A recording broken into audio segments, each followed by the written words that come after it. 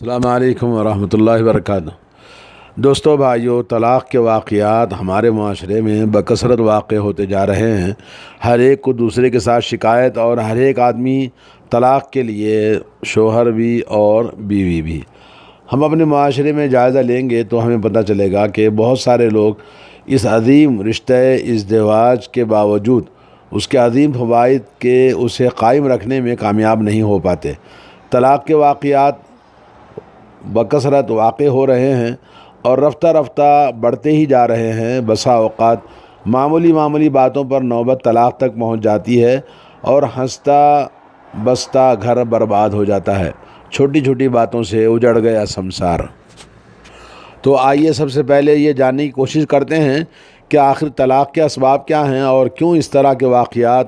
ہمارے معاشرے میں واقع ہوتے ہیں۔ صرف ان اسباب ہی نہیں بلکہ یہ بھی معلوم کرنا ہے کہ شریعت میں ان اسباب کا حل کیا ہے اور کون سے امور ہیں اگر ان کا لحاظ کیا جائے تو طلاق بڑھتے ہوئے واقعات کو ہم روک سکتے ہیں۔ اسباب اور ان کا حل یہ ہے کہ ویسے تو طلاق کے اسباب بہت زیادہ ہیں، لیکن ہم یہاں چند آپ کے سامنے ذکر کرتے ہیں۔ ان میں سے نمبر 1 ہے گناہ اور برائیاں۔ پہلا سبب زوجین کے بے راہ روی اور ان کے گناہوں اور برائیوں میں لت پت ہونا، جن کی نحوست سے ان کے مابین محبت اور الفت کا خاتمہ ہو جاتا ہے۔ پھر نہ چاہتے ہوئے نفرت اور عداوت شروع ہو جاتی ہے۔ آخر کار نتیجہ نکلتا ہے کہ خاوند اپنی بیوی کو طلاق دے دیتا ہے۔ اللہ تعالیٰ فرماتا ہے وَمَا أَصَابَكُم مِّن مُّصِيبَةٍ إِلَّا بِمَا كَسَبَتْ أَيْدِيكُمْ وَيَعْفُو عَن كَثِيرٍ۔ سورہ شورى آیت نمبر 30۔ اور تمہیں جو مصیبت آتی ہے تمہارے اپنے کرتوتوں کی وجہ سے آتی ہے، اور وہ بہت سے گناہوں کو تو ویسے ہی اللہ تعالیٰ معاف کر دیتا ہے۔ یعنی آج یہ اسمارٹ موبائل نے بیوی کو بے راہ روی پر ڈالا، شوہر کو، اور بہت سارے افیئرز، جو ناجائز تعلقات بیوی کے شوہر کے دونوں کے، جس کی وجہ سے آپس میں بڑی برائیاں پیدا ہوتی ہیں اور نوبت طلاق تک پہنچ جاتی ہے۔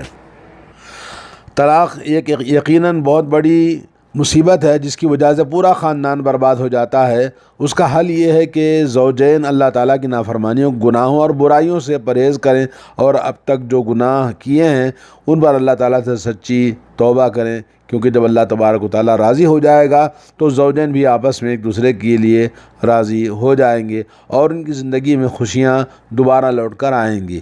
وَأَنِ اسْتَغْفِرُوا رَبَّكُمْ ثُمَّ تُوبُوا إِلَيْهِ يُمَتِّعْكُم مَّتَاعًا حَسَنًا إِلَىٰ أَجَلٍ مُّسَمًّى وَيُؤْتِ كُلَّ ذِي فَضْلٍ فَضْلَهُ وَإِن تَوَلَّوْا فَإِنِّي أَخَافُ عَلَيْكُمْ عَذَابَ يَوْمٍ كَبِيرٍ۔ سورہ ہود آیت نمبر 3۔ اور یہ کہ تم اپنے رب سے مغفرت طلب کرو، پھر اس کی جناب میں توبہ کرو، تو وہ تمہیں ایک محدود وقت تک، یعنی موت تک، عمدہ عیش و آرام کا فائدہ نصیب کرے گا۔ ہر کار خیر کرنے والے کو اس کا اجر ثواب دے گا، اور اگر تم منہ پھیر لو گے تو مجھے اندیشہ ہے کہ تمہیں بڑے دن کا، یعنی عذاب کا سامنا کرنا پڑے گا۔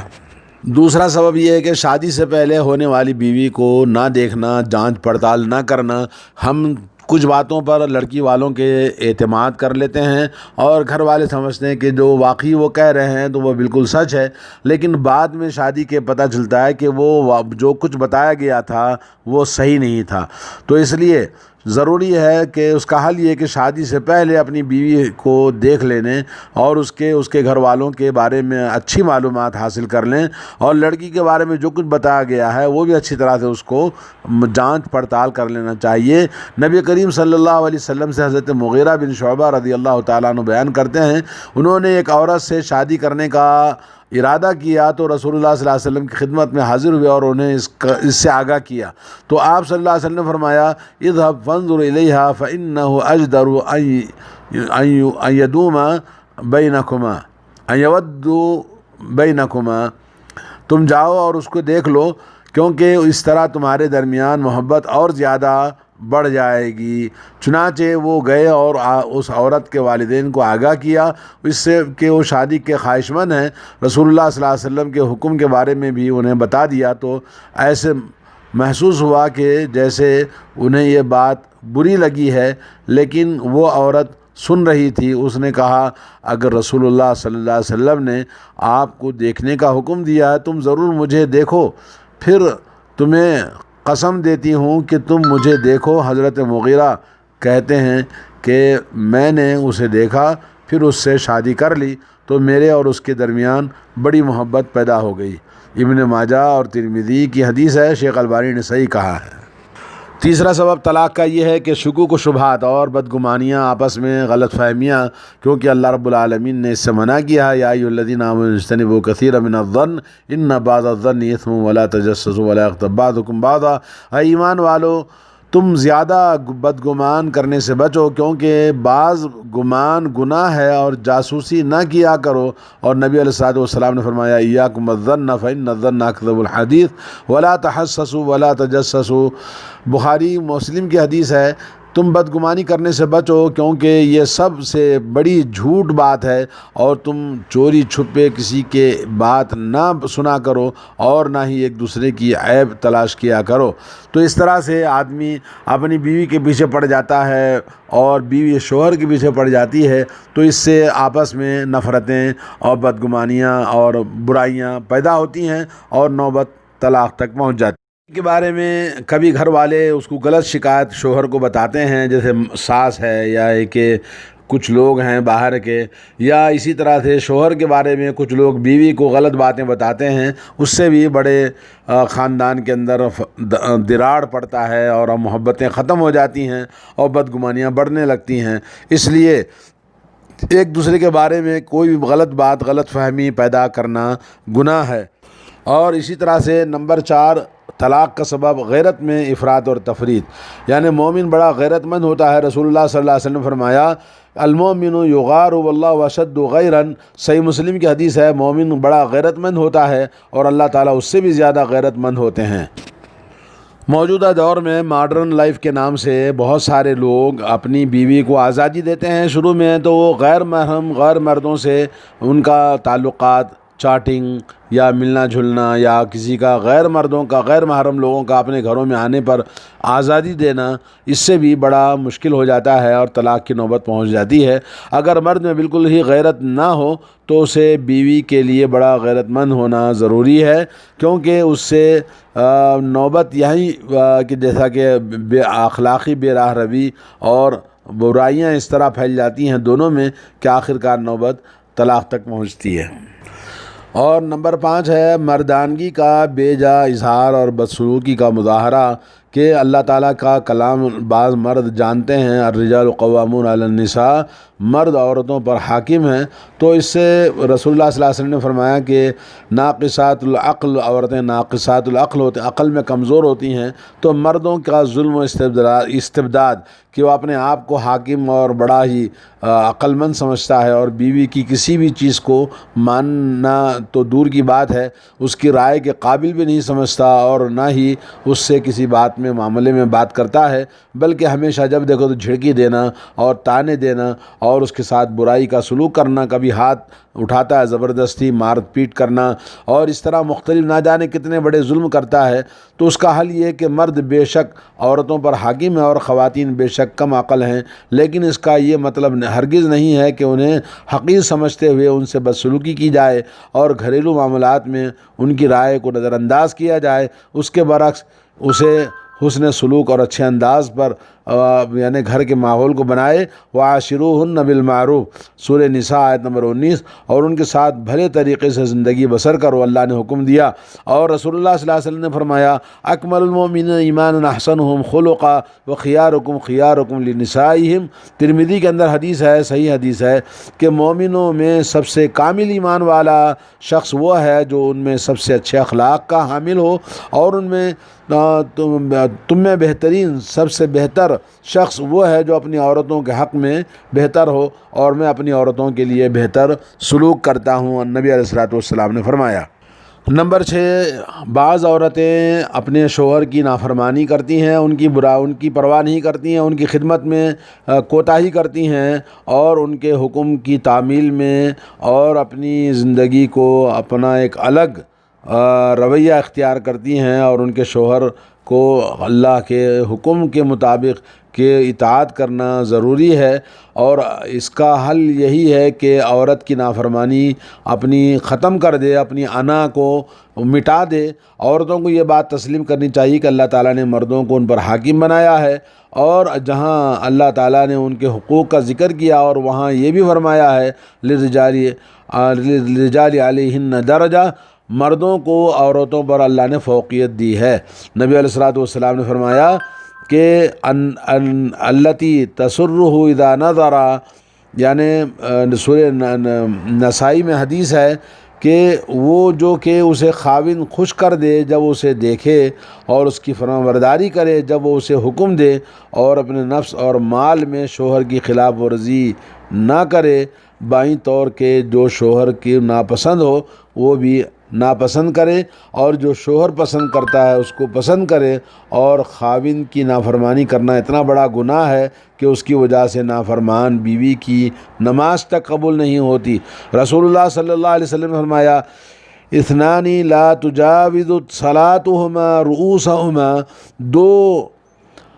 آدمیوں کی نماز ان کے سروں سے اوپر نہیں جاتی، ایک اپنے آقاؤں سے بھاگا ہوا غلام یہاں تک کہ واپس آ جائے، اور دوسری وہ عورت جو اپنے خاوند کی نافرمان ہو یہاں تک کہ وہ اس کی فرمانبردار بن جائے۔ صحیح ترغیب و ترہیب۔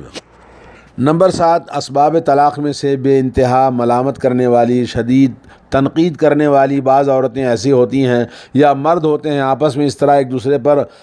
کیچڑ اچھالنا، اور تم ایسے، تمہارا خاندان ایسا، تم ایسے، تو اس طرح کی باتیں کرنا۔ اللہ کے نبی صلی اللہ علیہ وسلم نے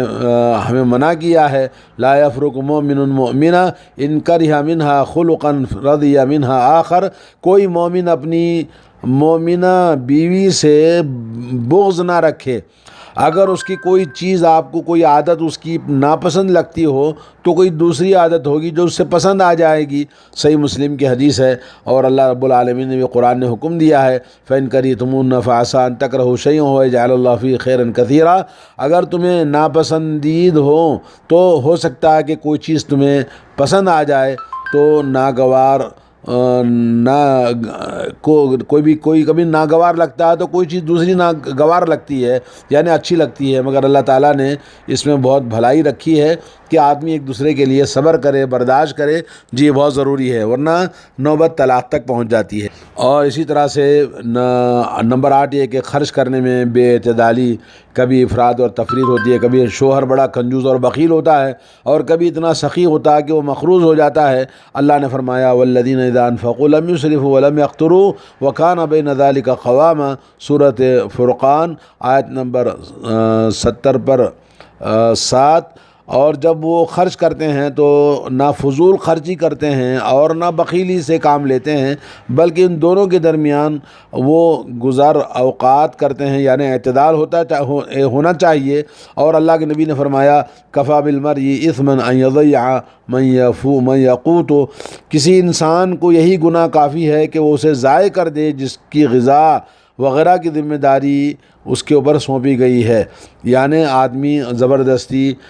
پیسے زیادہ خرچ کر دے تو مقروض ہو کر، پریشان ہو کر طلاق کی نوبت آتی ہے، یا بہت انتہائی بخیلی اور بالکل اس کے حقوق کو ادا نہ کرے، اس کی خوشیوں کا خیال نہ رکھے، اس کے لباس کا، اس کے کھانے پینے کا ظلم و زیادتی کرتے ہیں تو اس سے بھی نوبت طلاق کی پہنچ جاتی ہے۔ نمبر 9 یہ کہ میاں بیوی کے درمیان آپسی تعلقات، محبت اور مودت کے لیے ضروری ہے کہ فطری تقاضے، آپسی تقاضوں کو پورا کرنے میں ایک دوسرے کو پوری طرح سے کوآپریٹ کرے، اور جب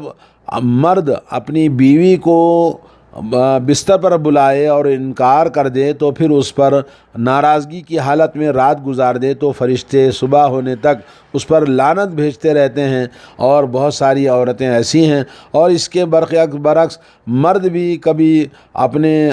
عورتوں کو حقوق ادا نہیں کرتے، اور اس طرح سے اللہ کے نبی صلی اللہ علیہ وسلم نے فرمایا تم پر تمہارے رب کا حق بھی ہے، تمہاری جان کا بھی حق ہے، اور تمہاری بیوی کا بھی تم پر حق ہے، لہذا تم سب کے حقوق کو ادا کیا کرو۔ صحیح بخاری کی حدیث ہے۔ اس حدیث میں بھی اللہ کے نبی صلی اللہ علیہ وسلم نے کہا کہ بیوی کے حقوق کو ادا کرنا، اور عورتوں سے کہا کہ وہ اپنے شوہر کی ضرورتوں کو، تقاضا، فطری ضرورتوں کو پورا کرنے میں ایک دوسرے کی مدد کریں۔ نمبر 10، عورت کی زبان درازی اور بد کلامی کا بھی بڑا دخل ہوتا ہے۔ ایما امرأۃ سألت زوجها الطلاق من غیر ما بأس فحرام علیہا رائحۃ الجنہ، جو عورت بغیر کسی معقول عذر کے اپنے خاوند سے طلاق کا مطالبہ کرے اس پر جنت کی خوشبو تک حرام ہو جاتی ہے۔ نمبر 11، بعض لوگوں کی بے جا مداخلت اور چغل خوری بسا اوقات والدین کی طرف سے ہو یا کسی خاندان کے لوگ دخل اندازی کرتے ہیں، جس کی وجہ سے ان دونوں کے درمیان وہ طلاق تک نوبت پہنچ جاتی ہے۔ لا يدخل الجنۃ نمام، نبی علیہ الصلوۃ والسلام نے فرمایا بہت زیادہ چغل خوری کرنے والا جنت میں داخل نہیں ہوگا، صحیح مسلم کی حدیث ہے۔ اور نمبر 12 یہ کہ تعدد ازواج یعنی کئی شادیاں کرنے کی وجہ سے بھی وہ طلاق کی نوبت پہنچ جاتی ہے۔ نمبر 13، زوجین کے مابین ناچاقی کو ختم کرنے کے لیے مرحلہ وار اقدامات کا صحیح طور پر حل نہ کرنا، اس کی وجہ سے بھی طلاق پہنچ جاتی ہے۔ اور اسی طرح سے نمبر 14، ساس اور بہو کی لڑائی، ہمیشہ جب دیکھو ساس اس کے اوپر تنقید کرتی رہتی ہے اور اس کو برا بھلا کہتی رہتی ہے، کچھ نہ کچھ لعن طعن کرتی رہتی ہے، تو اس کی وجہ سے بھی وہ طلاق کی نوبت پہنچ جاتی ہے۔ نمبر 15، ماں باپ کی بے جا ضد، ماں باپ کی دخل اندازی، اپنی بیٹی کو اس طرح کر کے سکھانا، یہ بھی سبب بنتا ہے طلاق کے واقع ہونے کا۔ تو ہمیں چاہیے کہ اپنے طلاق کے اسباب جنہیں ہم نے تفصیل کے ساتھ آپ کے سامنے بیان کیا، اس کے ساتھ ہم نے قرآن حدیث کی روشنی میں یہ بھی ذکر کیا کہ ان اسباب کا حل کیا ہے۔ مقصد یہ تھا کہ ایسے اسباب نہ اختیار کیے جائیں جن کے نتیجے میں زوجین کے مابین تعلقات ناخوشگوار ہوں اور نوبت طلاق تک پہنچ جائے۔ تو ہر ایک دوسرے کی عزت کا، اس کی خواہشات کا اور اس کے جذبات کا اور اس کے انسانی حقوق کا خیال رکھیں، تاکہ خاندان کو محبت پیار، اللہ تعالیٰ نے قرآن مجید میں ہی فرمایا وَجَعَلَ بَيْنَكُمْ مَوَدَّةً وَرَحْمَةً، آپس میں محبت اور تعلقات کو پیار و محبت